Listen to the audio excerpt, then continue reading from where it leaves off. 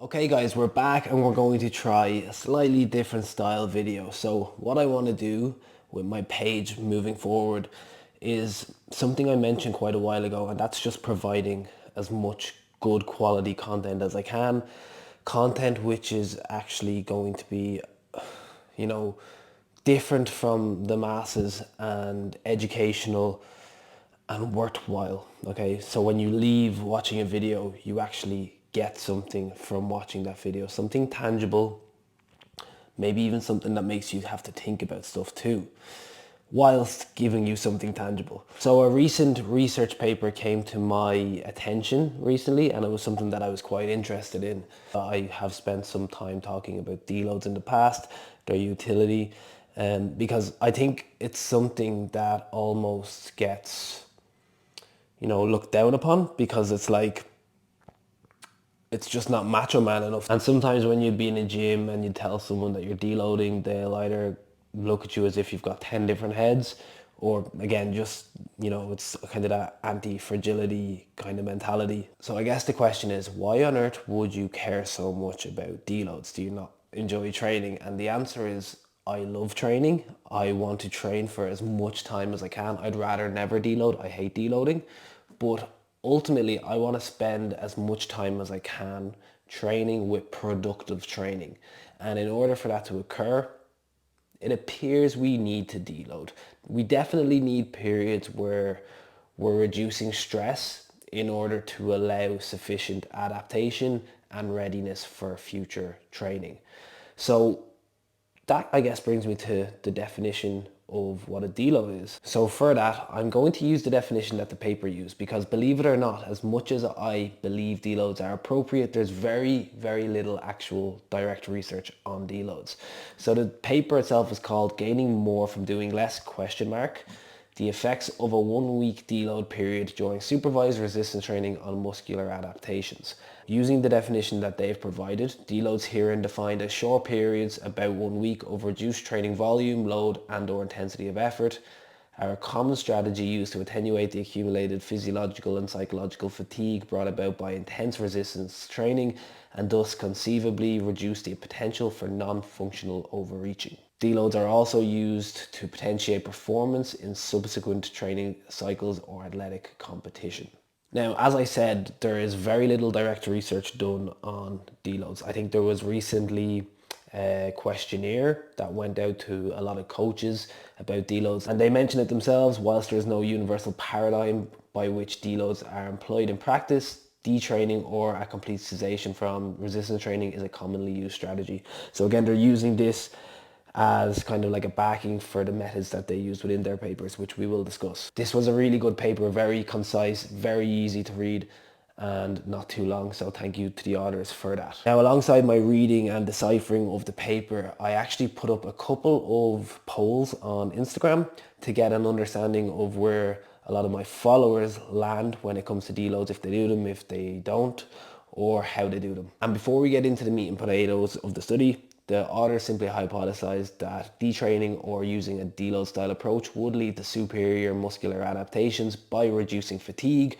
or by resensitizing muscle to anabolic stimuli. So getting to the study, the methods were relatively simple. There was 50 people participating in the study between 18 to 40 years of age, self-reported free from the use of anabolics, which is important, resistance trained at least 3 times a week for I think the last year. There were 2 experimental groups within the study. The first group was a traditional group, which just completed 9 straight weeks of training. The second group was a deload style group, which completed 2 4-weeks of training with a 1-week deload in the middle. So it was 9 weeks in total still. Both groups complete 2 upper body and 2 lower body sessions per week. The lower body sessions were supervised by the research team, whilst the upper body was complete on alternate days, logged and emailed to the research team. For lower body, participants complete 5 sets of 8 to 12 reps with 2 minutes rest for Smith machine squat, leg extension, toe press and seated calf raise. Participants were encouraged to work to volitional failure, the point where there is an inability to complete the concentric portion of the rep whilst maintaining proper execution. Prior to the experimental period, initial loads were set off 10 rep max testing. Loads were progressively adjusted set by set to ensure that the individual stayed within the rep range. either way, I presume. So I guess if they went below the rep range, well then you would make an adjustment to lower the load in order to get back into the rep range. Or if the participants went above the rep range, well then they would have to increase the load. Participants were asked to maintain their normal dietary habits and provided a 5-day self-reported full record using MyFitnessPal. I presume it's some food diary, and as collected 1 week before training began and during the final week of the training protocol. Testing wise, ultrasound measuring to assess muscle thickness, lower body power measurements were taken, assessments of jump performance, isometric muscle strength, dynamic muscle strength endurance, readiness to train questionnaire. I'll touch on a few of them, but I'm mainly interested in the muscle thickness and the readiness to train questionnaire for the purposes of physique development. So when we skip to the results, 39 individuals completed the study. So there was 50 initially, and by the end we were looking at the results from 39 of them. 5 dropped out for personal reasons, 5 were probably taken out for a lack of compliance. You see this all the time within research. 1 was training related, non-related to the study. Of course they'd say that. But in reality, that is quite normal from even my own time spent researching. That's very, very normal. So there's nothing to kind of really touch upon there. Body composition and muscle morphology, right? So that's the first thing that we're going to look at. When we look at body composition and muscular adaptations, what we do see is that both groups did increase muscle thickness, which means both groups grew muscle, okay? However, when we look at body composition and body fat percentage, both groups did not change with regard to that. Now, when we compare both groups, what we see is that there was no real differences from a muscle mass building perspective or from a body fat percentage change. So what I'm going to do now is I'm going to put up on the screen a visual of the mean difference effect sizes when we compare the no deload group and the deload group. Anything to the left favored no deload, anything to the right favored a deload. From this, what I want you to know is that the effect sizes do have a slight lean toward favoring the no deload group over a 9-week period. However, the true effect could be 0 because the 95% credible interval span across the midline. From this, what we can say is that there is a high probability that having a deload on week 5 neither adds to or takes away from muscular adaptations. When it comes to local strength endurance, so they assess 60% of one's body weight for maximal reps. Again, the traditional group did seem to have a more positive effect here, but it was by like less than 1 rep. Importantly, with regard to local strength endurance, they actually didn't train in a way which would maximally lead to the adaptations here, so I would take that with a pinch of salt. Similarly, when it comes to strength outcomes, they found both groups to improve from both a dynamic and isometric perspective with regard to strength. However, the traditional group with no deload did show superiority, which again wouldn't be quite how we see strength training really done or how we see strength sports really work. You'll generally see like 4, 5 to 6 to 1 work to deload paradigms in them. However, what we must remember yet again is that the training done here wasn't driven for strength adaptations. So there may be some differences as the reps get lower and the fatigue which is accumulated. So the one that really surprised me was in the readiness to train. Participants in the no deload group showed a potential advantage in the perception of readiness to train components compared to the deload group. Firstly, subjective muscle soreness was higher in the deload group than the traditional group from weeks 4 to 9. Again, this is likely due to the fact that the repeated bout effect was less linear in the deload group because they actually had that week off, and as a result when they came back muscle soreness increased, versus the traditional group which as a result of the repeated bout effect and the continuation of that saw less muscle soreness. Interestingly, motivation in the deload group actually decreased from weeks 4 to 9 compared to the traditional group which did not report this whatsoever. Personally, I feel like this one actually has massive implications when we look at something like momentum, for example, and the power of having momentum on our side. That's thunder. But for coaches looking to apply deloads to maybe trainee who are new to the gym, who may be at risk of motivation dips, and the role that that could have in making the process a much more sustainable one for them. But what we got to remember with that is it's not necessarily the deload, but potentially the idea of not being in a gym for a week. The authors themselves state that using more auto-regulated deloads instead of pre-planned or preset deloads might have more utility. However, that does warrant further investigation. I do have one general point to make, or one kind of issue with the study. What we're really assessing when we take a bird's eye view is two groups completing the same program over the same time frame, with the only difference that one of the groups don't do a week of training, which is sectioned in the middle of it. However, that is proposed to have a potential benefit on their outcomes. Now, any benefit that could be got from taking that deload or detraining week, as it is in this scenario, is that really going to be of such a benefit that it overrides the benefits of training for a week, an additional week, during a 9-week program? We're looking at this through the lens of 9 weeks. We're not looking at this through the lens of 3 months, 6 months, 9 months, 12 months, 2 years, 5 years, which is really what we're looking at with regard to physique development. So what we can say from this is that if we bring individuals into a program fresh and set them up and train them for 9 weeks, having a deload in the middle of that is not necessary. Again, 9 weeks of training versus 8 weeks of the same training with something additional which is supposed to have benefit the outcomes with the group that are training for 1 week less. I think that the results were always going to be quite similar, to be honest. But often in research, to be fair, that is why they do studies, to kind of show that, or to kind of explain bro science stuff that we don't already know. Now let's get to the fun part, which is where we see what you guys do and how that compares to this amazing research. Okay, so the first question that I asked was, do you regularly employ deloads? 29 people answered, 59% said yes, 41% said no. The next was, if yes, on average, how often do you deload? 21 people answered, 0% said every 4 weeks, which was similar to what was implemented in this study. 5 to 7 weeks, 52%. 8 to 11 weeks, 33%, plus 12 weeks, 14%. As a reference point, I deload on average every 6 weeks or so. Usually when I get a 7th week, it's when something like a social event was on during that, and maybe I missed 2 or 3 days of training, maybe I was sick or something, which just helped extend that deload or training block out a little bit further. Are your deloads more planned or preset, or are they more auto-regulated? 23 people answered, 39% said planned/preset, 61% said auto-regulated. Me, I have a general understanding of where or how long my meso is going to be, but ultimately it is determined on an auto-regulated basis. So as I said, it's usually every 5, 6 or 7 weeks, but the exact termination point of my meso or hard training period is going to be auto-regulated. How do you regularly deload? 26 people answered no. Couple of days off the gym, 23%. Reduction in volume, intensity, frequency, 73%. D-volume, 0%, which I'm surprised about because I do know a lot of the people that follow me do use a more D-volume style approach, but obviously they just didn't answer. Even some people that did answer and said reduction in volume, intensity, frequency, it was a bit of an eye-opener, as I thought they would be more of the D-volume style approach. And 4% said other. Would be interested to hear about that.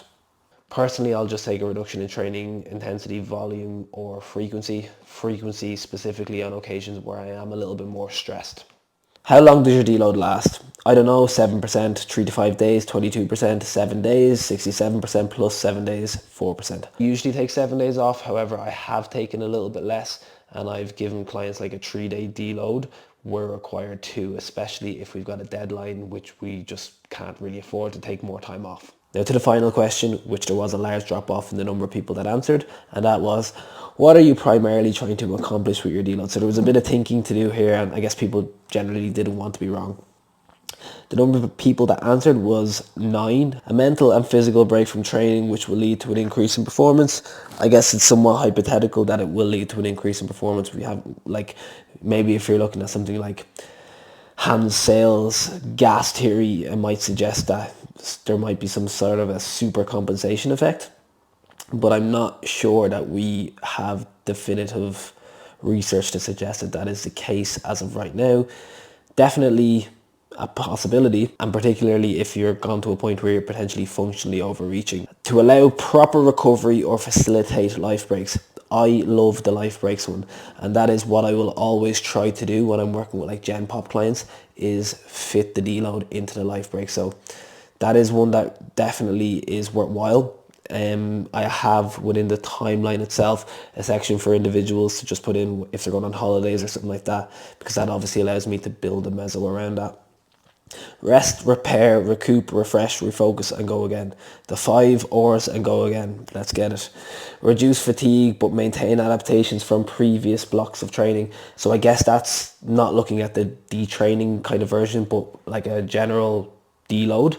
I think that makes a good pile of sense. However, what I would look at is how long or what the time course is in the loss of an adaptation. Like for something like strength, it could be like 4 weeks before you actually lose strength. To wash out fatigue and mental reset. And there's another person that said wash off fatigue and recover whilst asking yourself why you're not on gear. Okay, so there's two parts to that. What is this washing off of fatigue? What is getting washed? Where is it getting washed? Is it in a car wash? The shower? I'm not sure what's going on here. You may explain that one. Yeah, you're not on gear part. You don't have to wait for a deload for that. I do that on a regular basis myself, every day. Recovery, provide a renewed sense of optimism after plateauing. Definitely see that myself with a lot of clients. You get to this point where there is a drop in performance, where there is a dip in readiness to train, dip in motivation. You see by maybe halfway through a deload, they're kind of renewed, they're ready to go again. You just kind of hold them back a little bit and then let them off.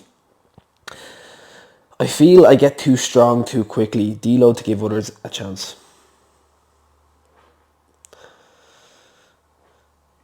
Same. So what does this study tell us? This study tells us that when we look at a 9-week period on its own, taking a detraining period on week 5 for a week does not enhance or really take away from gains. What I need you guys to remember is that we're looking at a 9-week period here. When we're looking at physique development overall, we're never really looking at 9 weeks on its own.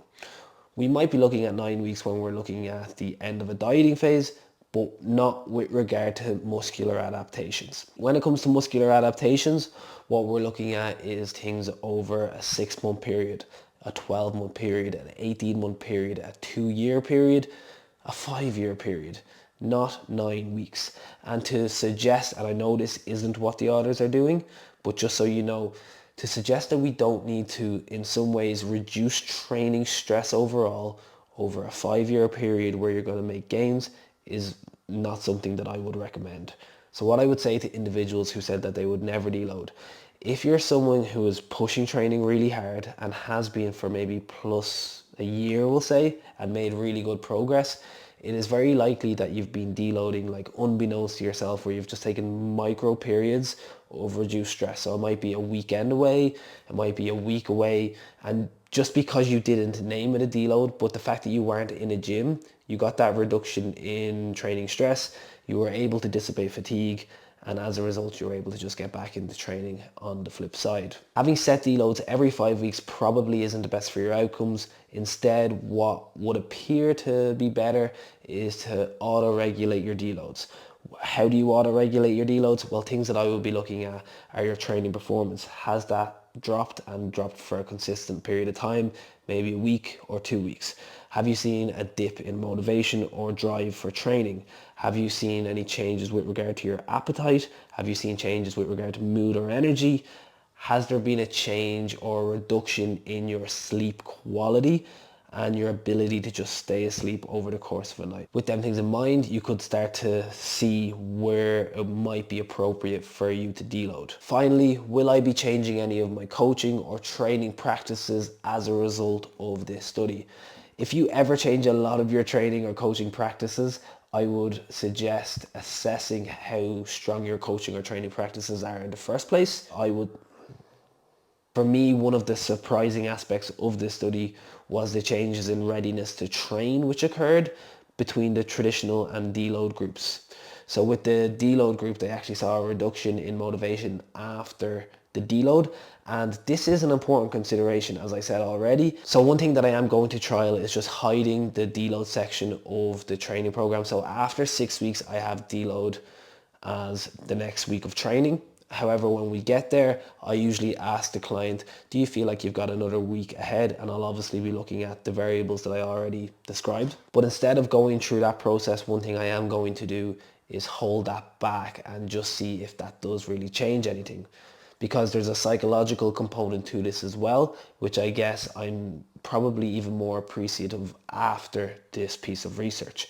There's a lot more research to go, and definitely a lot more long-term research before we can come to any conclusions that deloads aren't useful or are useful, or any variations of reducing stress. But for now, that is where I stand with deloads. And guys, I hope this has been somewhat helpful to you, aided in your understanding of deloads, and will benefit you. And if you like this video, let me know, because I will be making more of them in the future. Thank you very much.